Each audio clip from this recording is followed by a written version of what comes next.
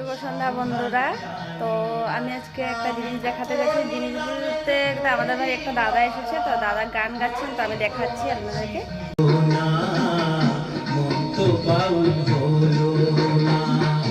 আমি যে শখের বাউল বাউল আমায় বলো না,